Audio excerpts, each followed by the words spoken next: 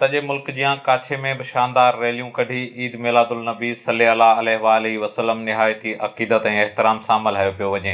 वाही पांधी खां गुलाबला शारी जी उमाणियल ख़बर मूजिबि काछे जे मरकज़ी शहर वाही पांधी समेत ड्रिघवाला, हाजी खान, हैरो खान में 12 रबीउल अव्वल जे मौक़े ते ईद मिलादुल नबी भरपूर नमूने सां मल्हायो वियो।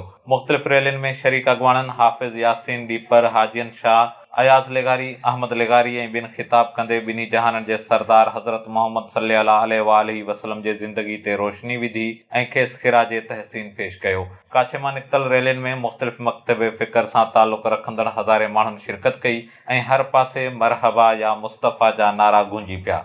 टंडो रहीम खान खां पीरल जंगवाणी जी उमाणियल ख़बर मूजिबि टंडो रहीम खान में बि मौलवी अब्दुल जलील चांडियो, गुलाम शबीर चांडियो, अब्दुल कादिर जमाली ऐं ॿिनि जे अॻवाणी में जामे मस्जिद खां रैली कढी वई।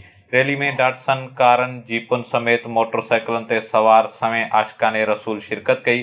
रैली शहर जे मुख़्तलिफ़ रस्तनि खां थींदो 10 किलोमीटर मुफ़ासिलो तय करण बाद काछे जे मशहूर औलिया पीर गाजी शाह जे दरगाह ते पहुती, जिते रैली में शरीक अॻवाननि ख़िताब कंदे ॿिन्ही जहाननि जे आका हज़रत मोहम्मद मुस्तफ़ा सल्लल्लाहु अलैहि वसल्लम जन जी सीरत मुबारक ते रोशनी विधी। जरत रैली में शरीक नात ख़वाननि नातूं पढ़ी ॿिन्ही जहाननि जे सरदार हज़रत मोहम्मद मुस्तफ़ा सल्लल्लाहु अलैहि वसल्लम खे ख़िराज अक़ीदत पेश कयो।